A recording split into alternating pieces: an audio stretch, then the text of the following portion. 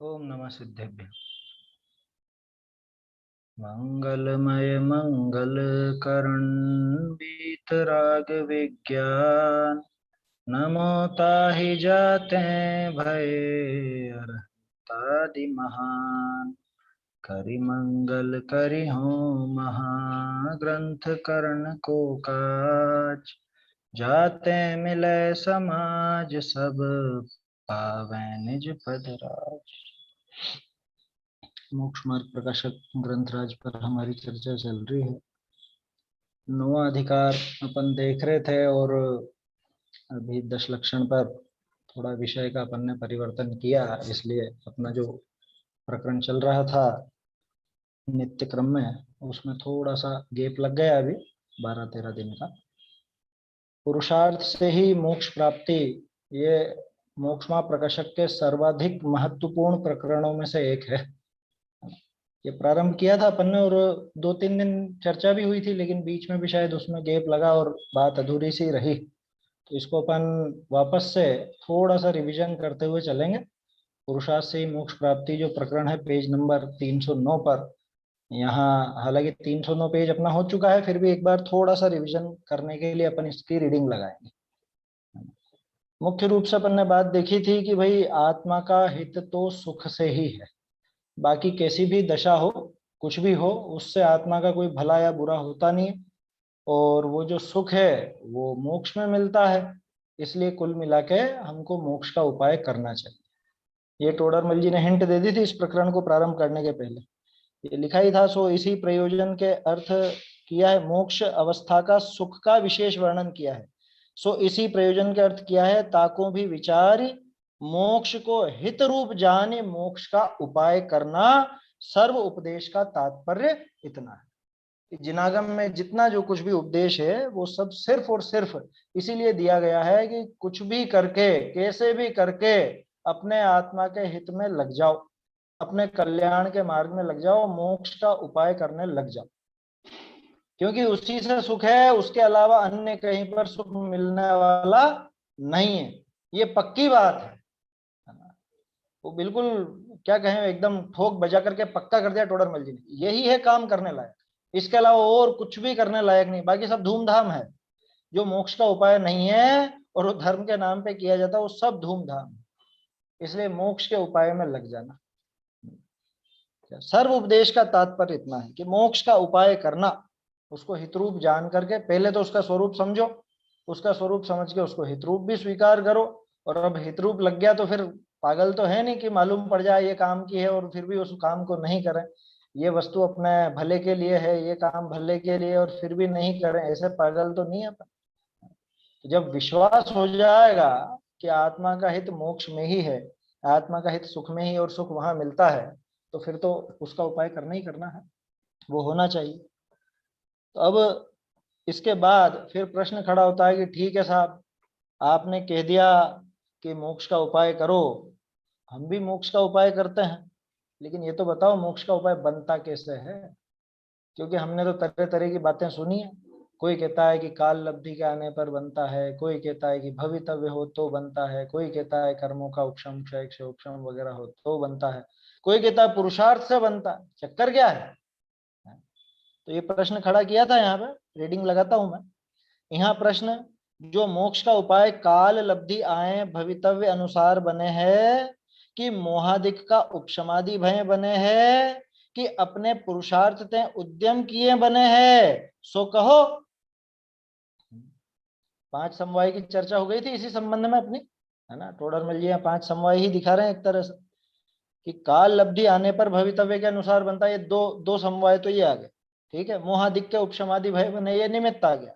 और पुरुषार्थ में तो पुरुषार्थ ही जो पहले 2 कारण मिले बने हैं, माने काल लब्धि और होनहार से बनता है, तो हमको उपदेश का है को दीजिए, फिर उपदेश मत दो। जब बनना होगा तब बन जाएगा, अगर बनना होगा तो बन जाएगा, है ना। भवितव्य ही नहीं होगा इस तरह का तो फिर आपका उपदेश तो निरर्थक जाएगा ना। इसलिए भवितव्य होगा तो अपना आप बन जाएगा, आप उपदेश मत दीजिए। और जब बनना होगा तब बन जाएगा, अभी नहीं बनना है इस वजह से आप उपदेश मत दो। ऐसा सामने वाला प्रश्न करता है। अरे पुरुषार्थ ते बने हैं तो उपदेश तो सर्व सुने हैं, तिनी विषय कोई उपाय कर सके कोई न कर सके, सो कारण कहा। अभी यहाँ इसमें एक पेंच है छोटा सा इस प्रश्न में। क्या ये जो कह रहा है ना कि अगर पुरुषार्थ से बनता है तो उपदेश तो साहब सभी सुनते हैं, लेकिन कोई तो प्रयास कर पाता है कोई नहीं कर पाता। माने कोई पुरुषार्थ कर पाता है और कोई पुरुषार्थ नहीं कर पाता है, सो कारण क्या। इसका अर्थ समझ रहे हो आप? इसका अर्थ यह है कि अभी पुरुषार्थ वास्तव में क्या चीज है इसका उस प्रश्नकर्ता को पता नहीं। तो टोडरमल जी अगले पेज पर सिद्ध करेंगे। और पहले भी शायद अपनी चर्चा हुई थी जब मैंने कहा भी था, यहाँ बिल्कुल प्रवचन सार जी की छाया आपको नजर आएगी, है ना। वहाँ जो 89-90 गाथा है वहां प्रकरण है पुरुषार्थ का, कि कैसे पुरुषार्थ किया जाता है, वहां असली पुरुषार्थ दिखाया। उसी पुरुषार्थ को यहाँ पुरुषार्थ कहेंगे टोडरमल जी, है ना। उस पुरुषार्थ की बात चलेगी। अभी ये तो यूं कह रहा है कि साहब सुन तो लिया, अब पुरुषार्थ कहाँ कर पा रहे हैं, नहीं हो पा रहा हमसे तो पुरुषार्थ। ये पुरुषार्थ तूने समझा किसको है, ये यहाँ टोडरमल जी आगे दिखाएंगे, तब अपन उसकी और चर्चा करेंगे। लेकिन ये अभी दिमाग में रखना है अपने को, हम पुरुषार्थ किसको समझते हैं और टोडरमल जी क्या पुरुषार्थ करने को बोल रहे हैं, है ना। क्योंकि वास्तव में ये सबसे बड़ी समस्या है। लोगों को ये लगता हमने इतना किया इतना किया इतना किया, कितना किया है। हमने 10-10 दिन तक उपवास किए, हमने 10-10 दिन तक 11-12 बजे तक पूजाएं करते रहे, इतना तो पुरुषार्थ हमने किया है। बोलो किया है कि नहीं किया है? हर साल शिखर जी की हम यात्रा करते हैं, जितनी उम्र हो गई उससे दुगनी तो हमने वंदना कर ली शिखर जी। बोलो ये पुरुषार्थ है कि नहीं है ये? अरे इतना मैं पुरुषार्थ करता हूँ, बाहर में, चलो बाहर की बात करें, इतना पुरुषार्थ करता हूँ और देखो पुरुषार्थ करके ये व्यापार वगैरह और सब खड़ा किया है, ये जो दिख रहा है आपको ये धन संपदा वैभव, ये सब मेरे पुरुषार्थ से, हमने मेहनत करी, हम जानते हैं।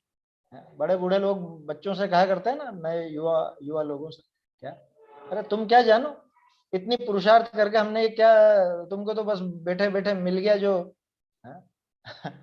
तुमको कदर नहीं आ रही है इस चीज की, हमने इतना पुरुषार्थ किया। बोलो पुरुषार्थ की क्या है परिभाषा? में बाल सफेद नहीं किए ऐसा बोलते हैं उधर। हाँ, धूप में बाल सफेद नहीं किए। इतनी मेहनत करी है, ऐसा ही नहीं है। देखो क्या कहते हैं, ताका समाधान, भाई कारण क्या है, क्योंकि प्रश्न तो वास्तव में हो गई ना। इसी प्रश्न के अंदर वो पुरुषार्थ असली और नकली, मतलब असली पुरुषार्थ क्या चीज है और क्या चीज असली पुरुषार्थ नहीं, ये सारी बातें इस प्रकरण में खुलासे में आती है। शुरुआती बहुत सुंदर है उत्तर की, एक कार्य होने विषय अनेक कारण मिले, है ना। 3 तरह के कारण दिखाएंगे आगे जाके, अभी तो सामान्य कथन चल रहा है। एक कार्य होने विषय अनेक कारण मिले हैं, 5 समवाय की बात है ना। 3 प्रकार के कारण जो कह रहा हूं मैं वो अलग चीज है, ये 5 समवाय अलग चीज है। एक कार्य होने विषय अनेक कारण मिले हैं, सो मोक्ष का उपाय बने हैं, तहा तो पूर्वोक्त तीनों ही कारण मिले हैं, और न बने हैं तो तहा तीनों ही कारण न मिले। पूर्वोक्त 3 कारण कहे, 3 विषय काल लब्धि व होनहार तो किछु वस्तु नहीं, जिस काल विषय कार्य बने सोई काल लब्धि, और जो कार्य भया सोई होनहार। ठीक है ना, हो गया क्या पैराग्राफ? है अभी तो थोड़ा है, पहले ये समझ लेते हैं थोड़ा सा। क्या कहा था कि भाई एक काम होता है तो उसमें अनेक कारण मिलता है, एक कार्य को होने में 5 समवाय तो जगत में प्रसिद्ध है ही से, है ना। और जहां पे मोक्ष मार्ग का या मोक्ष का काम बनेगा वहां पे इसके सभी कारण मिल ही जाएंगे, ये पक्का मान, मिलेंगे ही मिलेंगे। और जहां ये काम नहीं होना होगा इनमें से एक भी कारण नहीं मिलेगा।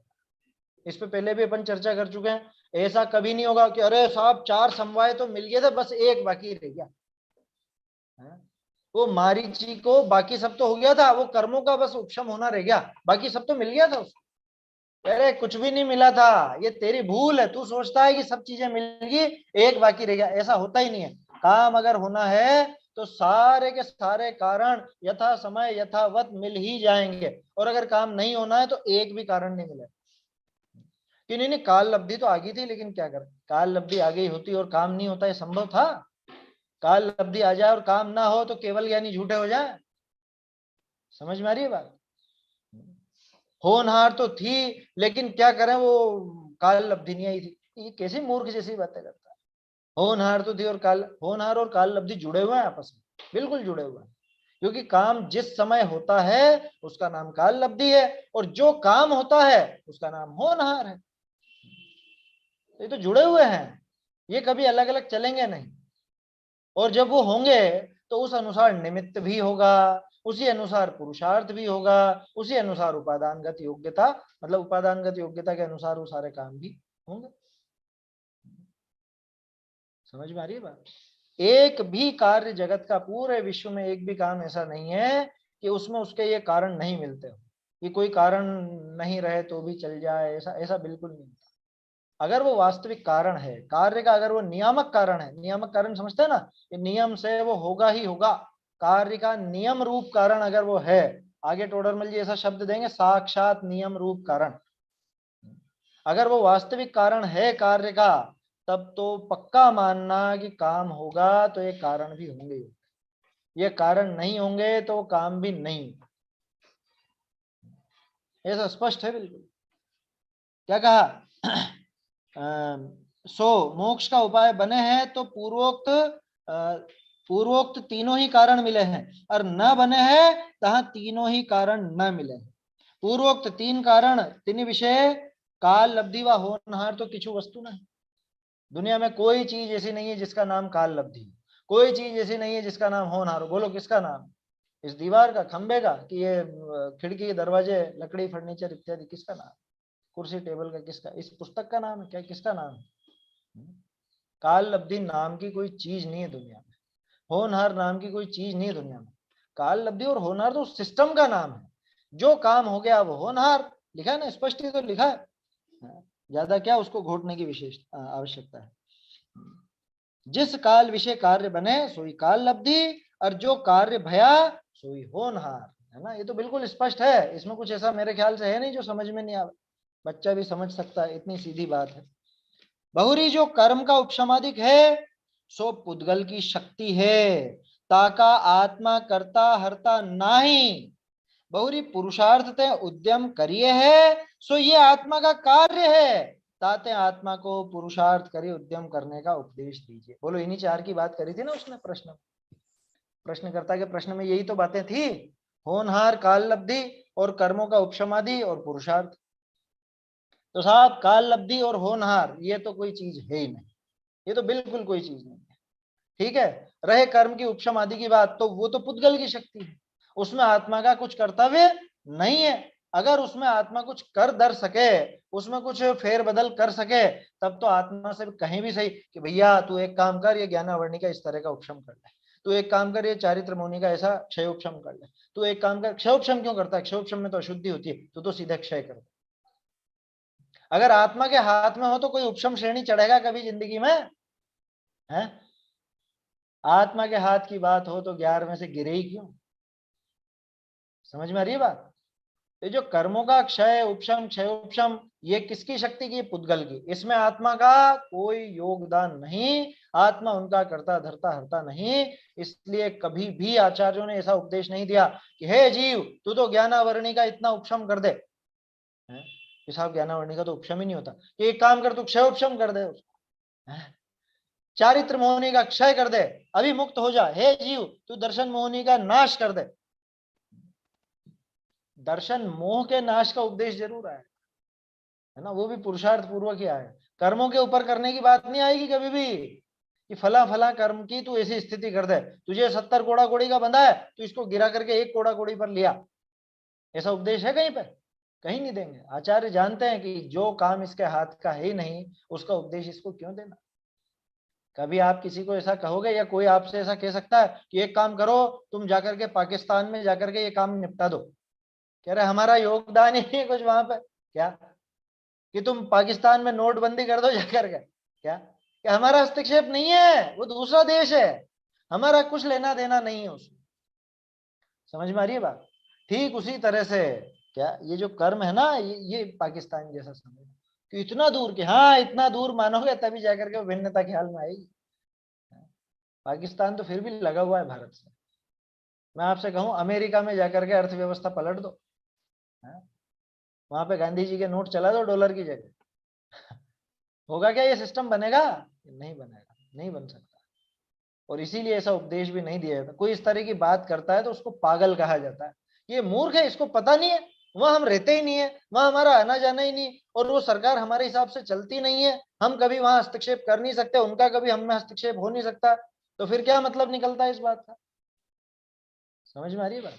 ठीक इसी तरह से ये जो समझ लो उपशम क्षय क्षयोपशम है कर्मों के, ये सारी की सारी पुद्गल की शक्ति है, पुद्गल ही उनका करता है, इसलिए आत्मा को कभी उसका उपदेश नहीं दिया जाता। अब आखिरी क्या बचा कि पुरुषार्थ, कि पुरुषार्थ से उद्यम करें सो ये आत्मा का कार्य है, और ये आत्मा कर सकता है। हालांकि अभी बहुत बहाने बनाएगा वो कि नहीं नहीं हमसे नहीं होता और ऐसा और वैसा, बहुत सारी चीजें लाए, यार कर्मों का दोष है, कर्मों की वजह से हम पुरुषार्थ नहीं कर पा रहे हैं, ऐसे तरह तरह के वो बहाने बनाएगा। लेकिन आचार्य देव तो बिल्कुल साफ कहते हैं क्या, कि पुरुषार्थ से उद्यम उद्यम करिए है, पुरुषार्थ से उद्यम किया जा सकता है, सो ये आत्मा का कार्य है। ये जो अलग अलग कारण अपन ने देखे ना, होनहार भी कारण है, काल लब्धि भी कारण है, उपशम क्षय क्षोपशम कर्मों का वो भी कारण है, पुरुषार्थ भी कारण है, लेकिन इनमें से आत्मा के हाथ में कौन सा है, हमारे हाथ में कौन सा है? कि हमारे हाथ में तो एकमात्र पुरुषार्थ पुरुषार्थ पुरुषार्थ, पुरुषार्थ ही एकमात्र हमारे हाथ में है। ताते आत्मा को पुरुषार्थ करी उद्यम करने का उपदेश दीजिए, पुरुषार्थ से उद्यम करने का उपदेश देते हैं। सीधे सीधे कह दो ना, पुरुषार्थ करने का उपदेश देते हैं, कि पुरुषार्थ पूर्वक उद्यम करने का उपदेश देते हैं। समझ में आई बात? कि क्या है वो उद्यम, कि वो तो दिखाएंगे आगे, है ना। आत्मा को समझना, भेद विज्ञान करना, सम्यक दर्शन आदि प्राप्त करना, ये उद्यम है। और ये उद्यम ऐसा नहीं, ये उद्यम तो पुरुषार्थ साध्य है, इसलिए पुरुषार्थ की प्रेरणा बारंबार यहाँ पर दी जाती है। देखिए आगे देखते हैं, तहा ये आत्मा जिस कारण ते कार्य सिद्धि अवश्य होई, तिस कारण रूप उद्यम करे, तहां तो अन्य कारण मिले ही मिले, और कार्य की भी सिद्धि होई, है ना, दूसरे कारण भी मिल ही जाते हैं और काम की भी सिद्धि हो जाती। कौन सा काम? मोक्ष का। कि भाई जहां ये आत्मा पुरुषार्थ करेगा, ये उद्यम पूर्वक, है ना, पुरुषार्थ पूर्वक उद्यम करेगा, तो निश्चित रूप से वहां पे इसके कर्मों का वो क्षय क्षयोपशम उपशम आदि निमित्त भी उपस्थित हो जाएगा, वहां इसके पुरुषा काल लब्धि भी आ जाएगी, होनहार भी आ जाएगा, और मोक्ष रूपी कार्य बन जाएगा, बनेगा ही बनेगा। कहां पे? कि जहां पुरुषार्थ पूर्वक उद्यम करेगा वहां। ठीक है। बहुरी जिस कारण ते कार्य की सिद्धि होई अथवा नहीं होई, तिस कारण रूप उद्यम करे, तहां अन्य कारण मिले तो कार्य सिद्धि होई, न मिले तो न सिद्धि हुई। बहुत से कारण ऐसे है ना कि साहब ये चीजें भी आती तो हैं मोक्ष मार्ग में, ये सब चीजें भी होती तो हैं, है? बीच में आती तो हैं, लेकिन उनमें नियम नहीं है। आगे दिखाएंगे, वो जो मैं 3 प्रकार के कारण दिखा रहा हूं ना, ये उसकी एक तरह से शुरुआत करी है टोडरमल जी ने, उसकी एक तरह से भूमिका बांधी। आगे जो प्रकरण आएगा 90 कौन सा पेज था, 309 है ना, ये 310 11 12 पे आएगा, वहां पे स्पष्ट दिखेगा कि कुछ कारण तो इस प्रकार के हैं कि जो हो, मतलब जो हो तो कारण हो ही जाए ये गारंटी नहीं, उनके साथ फिर दूसरे कारण भी चाहिए। जैसे उदाहरण के तौर पर सीधा सा एक तप का उदाहरण लेते हैं अपन, तप, तप करे बिना मोक्ष होगा कि नहीं होगा? है क्या, हो भी जाए नहीं भी हो, वो तप के साथ में दूसरे अनिवार्य कारण सम्यक दर्शन ज्ञान चारित्र आदि मिल जाए तब तो मोक्ष हो जाएगा।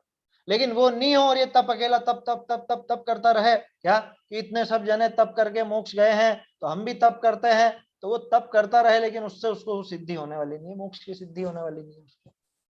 ये पैराग्राफ आया समझ में? नहीं तो आप सोचोगे कि ऐसा कौन सा कारण आ गया कि फिर उसको दूसरे कारणों की भी आवश्यकता। यहाँ जो अनिवार्य कारण नहीं है उनके लिए कहा गया है ना। कुछ चीजें ऐसी भी हैं, बोलो व्रत उपवास करने करे बिना मोक्ष होता है कि नहीं होता है? नहीं होता।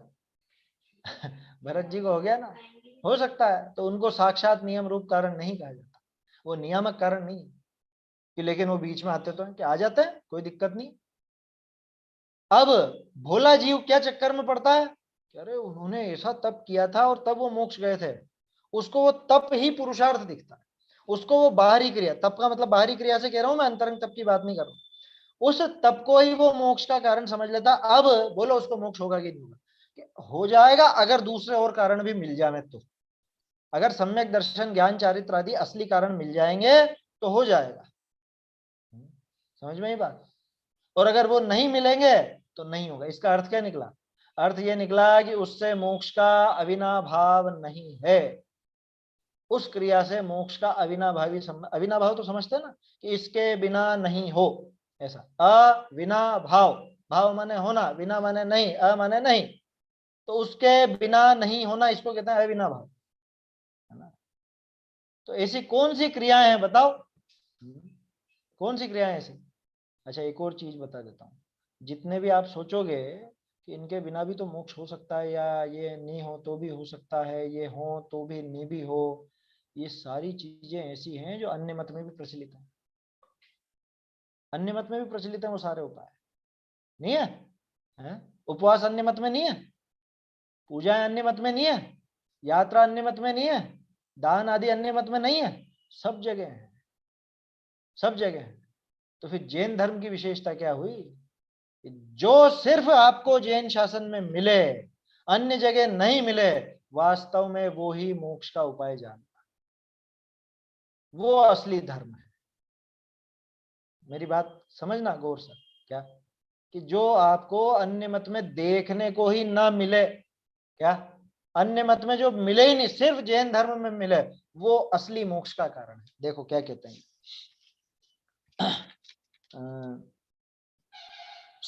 जिन मत विषय जो मोक्ष का उपाय कया है, कौन सा कहा है? उपवासो मोक्ष मार्ग कि पूजा दान भक्ति मोक्ष मार्ग? सम्यक दर्शन ज्ञान चारित्राणी मोक्ष मार्ग, है ना, यही कहा ना।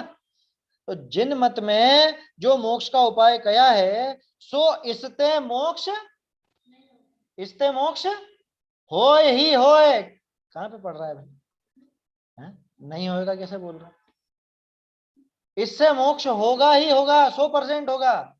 सम्यक दर्शन ज्ञान चारित्र से मोक्ष होगा ही होगा। जैन धर्म में जो अलग से मोक्ष का, अलग से का मतलब जो पूरी दुनिया में आपको कहीं देखने को नहीं मिलता, और वो जैन दर्शन में जो मोक्ष का मार्ग दिखा है, वो ऐसा कारण है कि उससे मोक्ष होगा ही होगा। सो इससे मोक्ष होए ही होए। ताते जो जीव पुरुषार्थ करी जिनेश्वर का उपदेश अनुसार ही मोक्ष का उपाय करे है।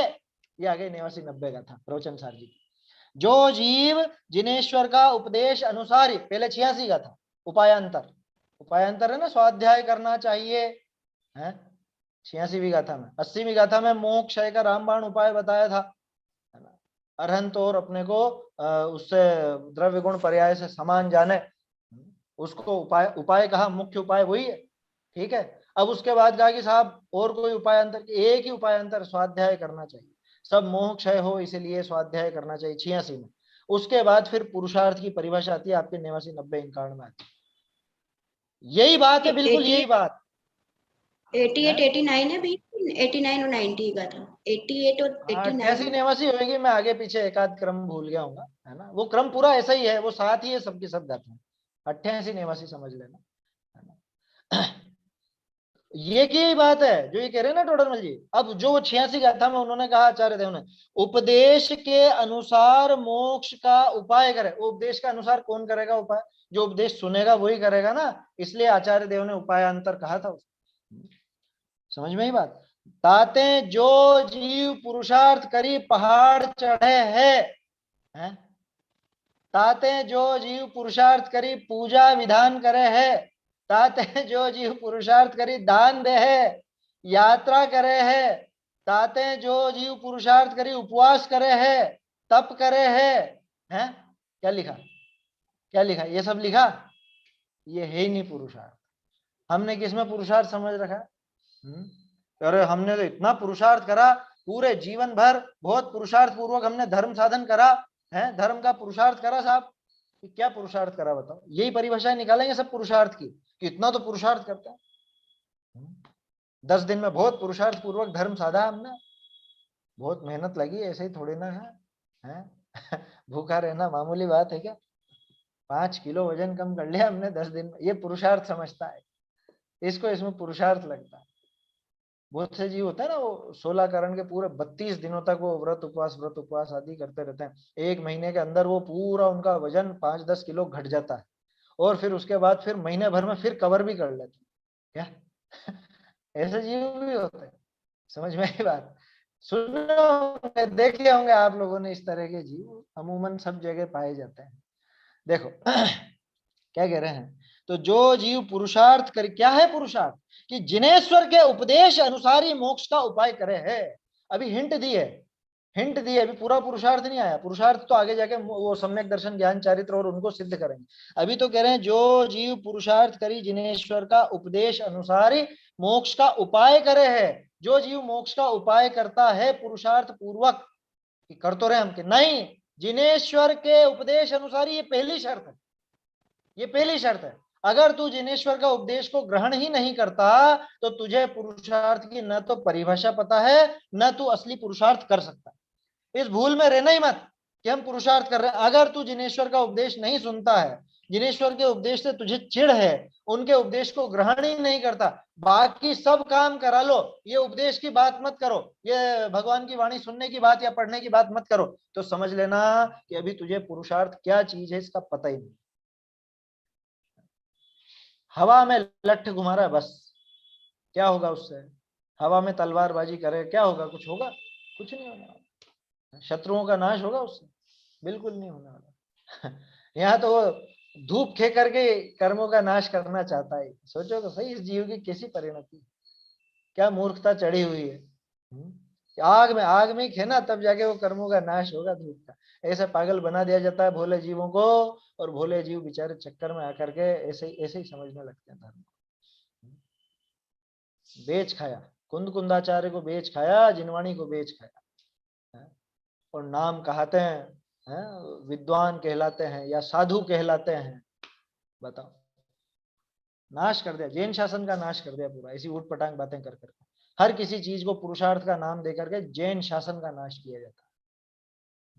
खैर वो तो क्या करें, देखो आ जाता है विकल्प कभी कभी कहना।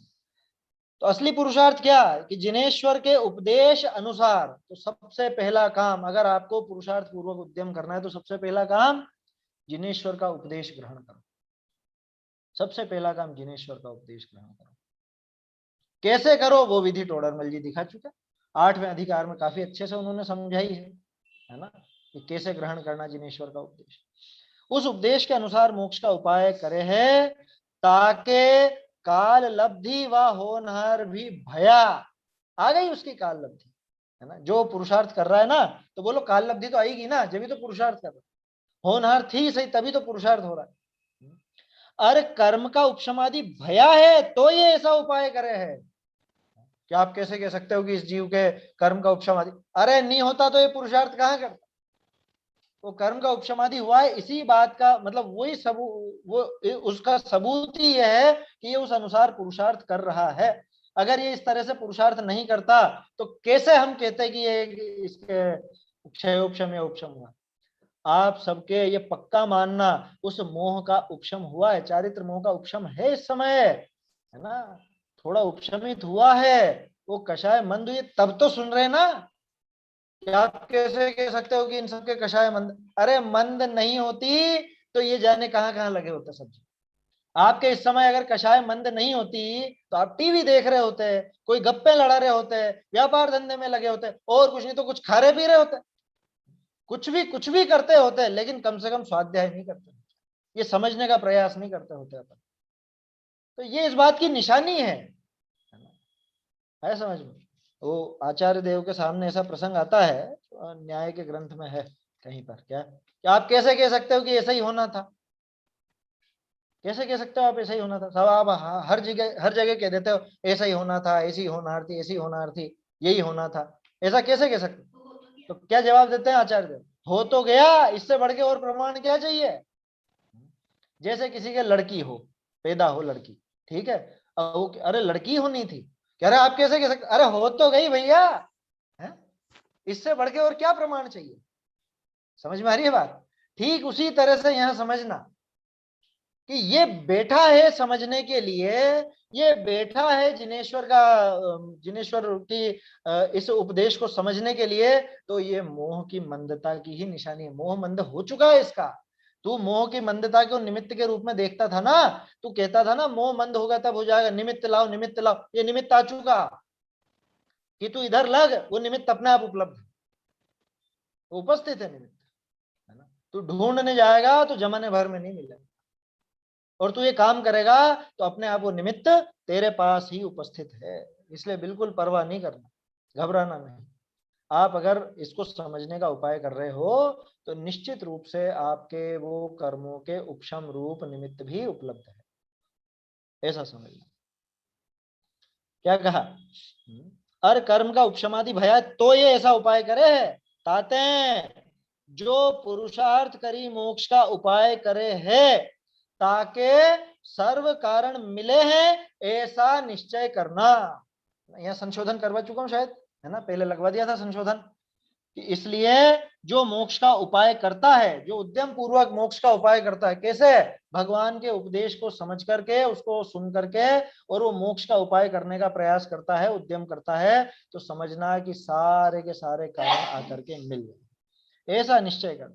ताकि सर्व कारण मिले हैं, उसके सब कारण उपस्थित हो गए हैं, अलग से अब उसको कुछ और लाने की आवश्यकता नहीं, सारे के सारे कारण उसको उपलब्ध हो चुके हैं, ऐसा निश्चय करना। अर वाक्य अवश्य मोक्ष की प्राप्ति हो है, सारे कारण भी मिल चुके हैं, और जब कारण मिल चुके हैं तो वो कार्य कहाँ जाए? वो कार्य भी अपने आप आकर के मिलेगा ही मिलेगा, वो मोक्ष भी इसका होगा ही होगा, ऐसा है ना। ये अलग अलग वाक्य थे, इनमें संशोधन कराया था पहले। ताकि इसके सर्व कारण मिले हैं ऐसा निश्चय करना, और उसके अवश्य मोक्ष की प्राप्ति भी हुई। अब इसका उल्टा, बहुरी जो जीव पुरुषार्थ करे मोक्ष का उपाय न करे, मतलब सम्यक दर्शन ज्ञान चारित्र का उपाय न करे, मतलब शास्त्राभ्यास में न लगे, शास्त्राभ्यास करके भेद विज्ञान करने का उपाय न करे, ताके काल लब्धि व होनहार भी नहीं, न तो उसके काल लब्धि आई है न उसकी होनहार है उस तरीके, और कर्म का उपशमादि न भया है तो ये उपाय न करे है। कितना सीधा सा तर्क है। पिछले वाले में जो कहा था कि ये उपाय कर रहा है, ये इसी बात का सबूत है कि इसके कर्म का उपशम होता है, और जो जीव इसका पुरुषार्थ नहीं करता, उद्यम नहीं करता, उसके उपशमादि भी नहीं हुए हैं। आप कैसे कह सकते हो कि उसके उपशमादि नहीं हुए? कह रहे वो अगर उपशमादि होते तो उपाय करता, वो उपाय नहीं कर रहा है, उद्यम नहीं कर रहा है पुरुषार्थ पूर्वक, इसका अर्थ ही यह है कि उसके वास्तव में उपशमादि अभी नहीं हुए, मोह की मंदता उसके नहीं हुई। इसमें उपाय संशोधन न करे, कहाँ था? ताकि संशोधन इसका ऐसा था, एक सेकंड, 310 पेज पर था ये। इसमें जो आपके वाक्य लिखा हुआ है ना, और उसको अवश्य मोक्ष की प्राप्ति होती है ऐसा निश्चय करना, है ना, इसमें ऐसा संशोधन था कि उसको सर्व कारण मिले हैं ऐसा निश्चय करना, है ना। मिलते हैं नहीं, एक तो ये उसको सर्व कारण मिले हैं, उसको सर्व कारण मिले हैं ऐसा निश्चय करना, और उसको मोक्ष की प्राप्ति भी। मामूली अंतर है, बहुत एकदम से फर्क नजर नहीं आएगा आपको, वाक्य आगे का पीछे है वो। उसको सारे कारण मिलते हैं, ये तो आगे की बात होगी। अरे मिले हैं उसको, पहले तो मिलते हैं के स्थान पे मिले हैं कर लेना। किसमें?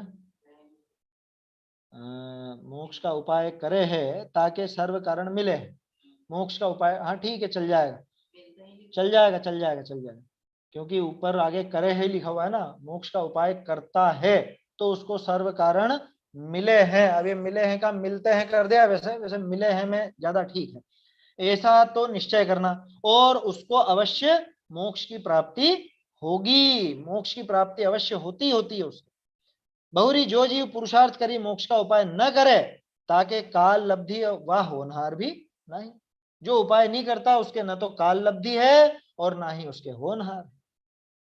और कर्म का उपशमादि न भया, ये तीसरा कारण भी आ गया, जो निमित्त की बात आप करते हो तो उसके वो कर्म का उपशम आदि भी नहीं हुआ, इसीलिए ये उपाय नहीं करता। वही स्वाध्याय में क्यों नहीं आते हो? कह रहे वो समझ में नहीं आता और ऐसा नहीं और वैसा, वो सब फालतू की बात है। स्वाध्याय में इसलिए नहीं आता है क्योंकि उसके मोह की मंदता नहीं हुई है। समझ में ही बात है ना?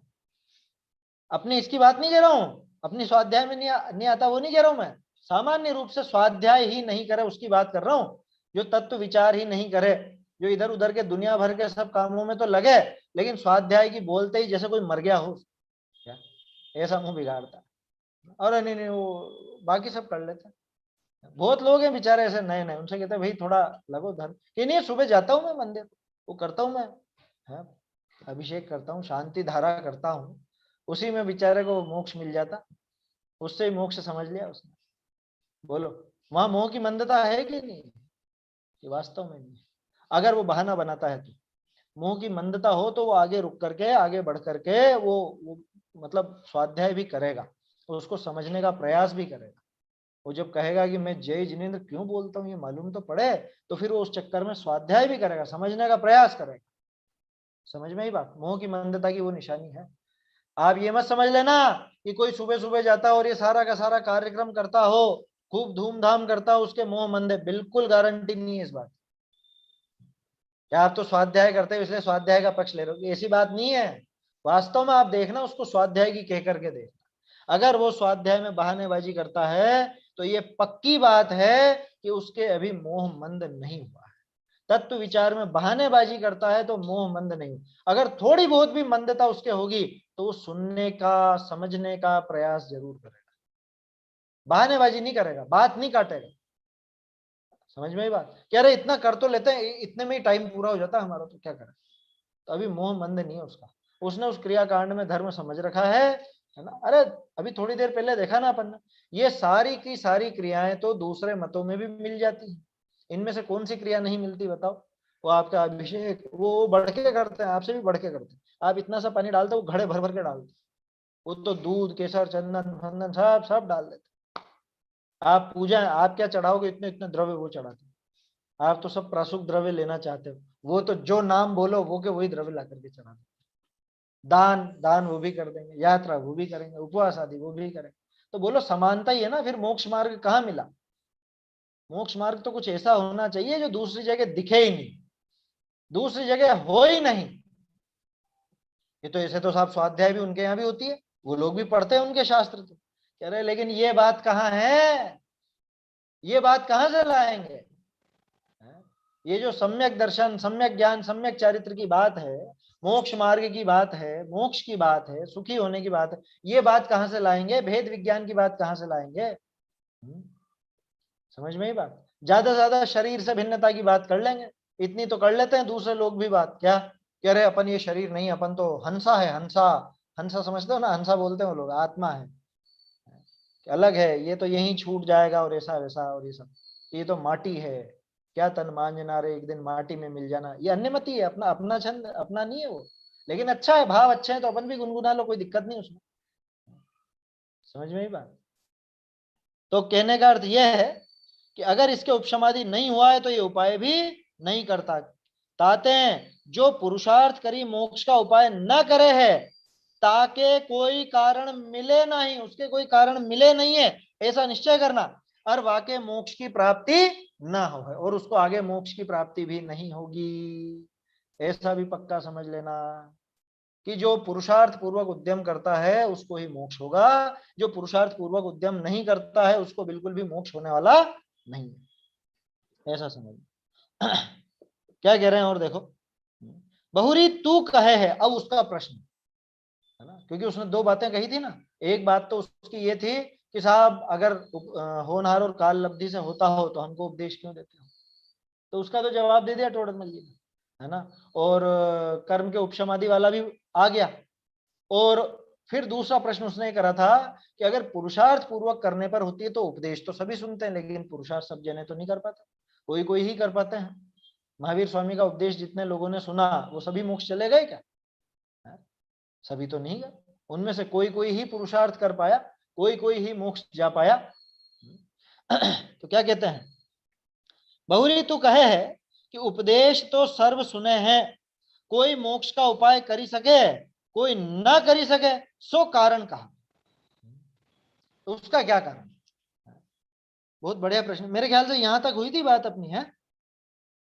इसका उत्तर देख लिया था क्या अपन ने? इसका उत्तर हो गया था शायद, कोई बात नहीं, रिवीजन अपने को जरूरी था, बीच में काफी लंबा गैप लग गया और प्रकरण बहुत महत्वपूर्ण है, इसलिए सारा अपन ने रिवीजन किया। प्रश्न समझ में आया ना आपको? प्रश्न क्या कह रहा है सामने वाला कि अगर पुरुषार्थ करने से ये होता हो तो साहब उपदेश तो सभी लोग सुनते हैं। आपने उपदेश की बात कही थी कि भगवान के, ये जो बात आई थी ना, जिनेश्वर का उपदेश के अनुसार ही मोक्ष का उपाय करे। जिनवाणी सुन करके, जिनवाणी सुन करके मतलब जिनवाणी सुन करके, पढ़ करके, अभ्यास करके, उस बात को समझ करके, तो सुनते समझते तो बहुत लोग हैं, लेकिन उनमें से काम तो कोई ही कर पाता है, सब कोई तो नहीं कर पाता है। कोई कोई ही मोक्ष का पुरुषार्थ कर पाता है। तो कारण क्या? क्या जवाब देते हैं टोडर में? सो कारण यह ही है, जो उपदेश सुनी पुरुषार्थ करे है सो मोक्ष का उपाय कर सके, और पुरुषार्थ न करे है सो मोक्ष का उपाय न कर सके। ये क्या जवाब हुआ? जवाब बिल्कुल सटीक है। सामने वाला जो प्रश्न कर रहा था उसके प्रश्न में ये बात छुपी थी कि साहब हम तो उपदेश इतने वर्षों से सुन रहे हैं, हम तो इतने वर्षों से अभ्यास कर रहे हैं जिनवाणी का, हमको ये मोक्ष मार्ग क्यों नहीं हुआ? जो सभी के सभी सुनते हैं, सभी पढ़ते हैं, लेकिन सबको एक जैसा तो नहीं आ रहा समझ। हमको क्यों नहीं हुआ ये मोक्ष मार्ग? कि तुमने पुरुषार्थ नहीं किया। अब बात समझ में आ रही है? वो पुरुषार्थ किसको समझ रहा था? अभी उसके दिमाग में पुरुषार्थ सिर्फ ये पढ़ने जितना हो गया था। पहले समझता था बाहरी क्रियाओं को, अब बाहरी उस क्रियाकांड से छूटा तो ये क्रिया, इस क्रिया में पुरुषार्थ समझने लग गया। कौन सी क्रिया में? ये शास्त्र लेकर के बैठने की क्रिया में, शास्त्र खोल करके पढ़ने की क्रिया में, शास्त्र सुनने की क्रिया में। कि साहब हम तो इतना सुनते हैं, दिन भर ही सुनते रहते हैं, दिन भर ही पढ़ते रहते हैं, फिर भी समझ में क्यों नहीं आती? इतना पुरुषार्थ कर रहे हैं फिर भी समझ में नहीं आ रही कि अभी भी तुमने बाहरी क्रिया को ही अपना पुरुषार्थ समझ रखा है। ये स्वाध्याय बाहरी क्रिया है, और क्या? ये किताब लेकर के बैठना, ये सुनना, ये पढ़ना, ये तो क्रिया ही बाहरी ही है ना। इसमें आत्मा का पुरुषार्थ क्या हुआ? ये यहाँ पे इस तरह से जवाब दिया टोडर ने। क्या कह रहे हैं? एक सो कारण एक पॉइंट तो आपने ये अंडरलाइन कराया था कि पुरुषार्थ से जिनेश्वर के उपदेश अनुसार मोक्ष का उपाय करता है, पहला कारण। दूसरा कारण थोड़ा सा एक बार और रिपीट करेंगे आप? दूसरा नहीं, पॉइंट, अभी अलग 3 अलग पॉइंट कारण बताए। कहाँ देखे अपन? अभी एक ही पॉइंट देख रहे हैं हम इसमें कि पहला पॉइंट। हाँ, अभी पॉइंट ऐसे इसमें अलग अलग नहीं आया। पॉइंट का नोट करा है मैंने इसमें। पहले पॉइंट नहीं असल में मतलब बात जो ये थी कि वहां जो बात आई, हाँ, जो पॉइंट पुरुषार्थ नहीं, से जिनेश्वर का उपदेश अनुसार, हाँ बोलिए, आप बोलिए। एक एक पहला हमने रीजन मतलब देखा था, ये पहला मोक्ष पुरुषार्थ से जिनेश्वर के उपदेश अनुसार मोक्ष का उपाय करता है, ये पहला उसका वो था। अभी हाँ, हमने एक ही पढ़ा, अभी हमने एक ही पढ़ा है, ये पूछना पहला चाह नहीं रहे है, ये यही है मुख्य, मुख्य यही है, मुख्य यही है। इस लाइन को समझिए, जिनेश्वर के उपदेश अनुसार मोक्ष का उपाय करता है। इसने क्या समझा कि जिनेश्वर का उपदेश सुन लो, यही मोक्ष का उपाय है। दोनों में अंतर समझ में आया? जिनेश्वर के उपदेश के अनुसार मोक्ष का उपाय करता है, माने कि काम इस तरह से होगा कि जिनेश्वर के उपदेश को सुनेगा, उसको समझेगा, उस अनुसार पुरुषार्थ बनेगा। इसने पुरुषार्थ किसको समझ लिया? जिनेश्वर के उपदेश को सुनने को ही पुरुषार्थ समझ लिया कि साहब मैंने कर लिया पुरुषार्थ। मैं यही तो कह रहा हूं इतनी देर से कि हम यूं सोचते हैं हम इतनी देर तक हम सुनते हैं, हम इतनी देर तक पढ़ते हैं, ये पुरुषार्थ कर तो रहे। तो असल में उसने उस क्रिया को ही पुरुषार्थ समझ लिया। कौन सी क्रिया को? उस पढ़ने सुनने की क्रिया को। समझ में आई क्लियर बात? है, हाँ, क्लियर है। जिनेश्वर के उपदेश अनुसार मोक्ष का उपाय करे, ये है पुरुषार्थ। वो उपाय करना वो पुरुषार्थ है। अभी तो इसने क्या करा? जिनेश्वर का उपदेश सुना, इसको पुरुषार्थ समझ लिया, आधी अधूरी बात को पकड़ के बैठ गया। तो इसलिए इसको प्रश्न उठा कि साहब सुनते तो सभी हैं, पढ़ते तो सभी हैं, तो हो गया ना पुरुषार्थ, तो फिर मोक्ष का उपाय क्यों नहीं बना? तो टोडरमल जी ने यही कहा कि भैया सिर्फ सुनना और पढ़ना नहीं, वो पढ़ सुन करके उसके अनुसार पुरुषार्थ करे, माने पुरुषार्थ उसके आगे की चीज है। ये तो अभी प्राइमरी लेवल की बात है कि पहले तो आपको ये पढ़ना और सुनना ही पड़ेगा, इसको समझना ही पड़ेगा, ये सबसे पहली बात है। उसके बाद आगे कदम बढ़ाया जाए। आया समझ में? और इस जीव ने गड़बड़ क्या करी, इसने ऐसा समझा कि साहब हमने तो ये सुन लिया या हमने तो ये पढ़ लिया, इतने वर्षों से हम पढ़ते सुनते आए हैं, तो ये हो तो गया पुरुषार्थ। ये नहीं है पुरुषार्थ। पुरुषार्थ इसके अनुसार आगे बनेगा, पुरुषार्थ इसके अनुसार आगे होगा। क्या होगा वो तो आगे दिखाएंगे अभी टोडर में। क्या कह रहे हैं? सो कारण यही है, जो उपदेश सुन करके ग्रहण करके पुरुषार्थ करता है। माने उपदेश सुनना और पुरुषार्थ अलग अलग चीजें हो गई ना। उपदेश सुनना अकेला पुरुषार्थ नहीं था, सुनना पढ़ना है ना, वो अकेला पुरुषार्थ नहीं था। उपदेश सुन करके जो जीव पुरुषार्थ करता है, माने पुरुषार्थ उससे बिल्कुल अलग चीज। पहले हमने वो पूजा विधान उपवास व्रत तप इत्यादि उसमें पुरुषार्थ समझ रखे थे, फिर हमने ये शास्त्र पढ़ने में पुरुषार्थ समझ लिया। दिमाग तो क्रिया के ऊपर ही रहा अपना, पुरुषार्थ तो उस बाहरी क्रिया में ही समझते रहे। जबकि बात ये थी कि उसको सुनकर के पुरुषार्थ करे तो मोक्ष का उपाय कर सकता है, तो उसके मोक्ष का उपाय बन सकता है। और पुरुषार्थ ना करे माने सुन तो ले लेकिन पुरुषार्थ ना करे, पढ़ तो ले लेकिन पुरुषार्थ ना करे, 50-50 बरस हो जाए सुनते सुनते पढ़ते पढ़ते लेकिन पुरुषार्थ ना करे, जहां के तहां।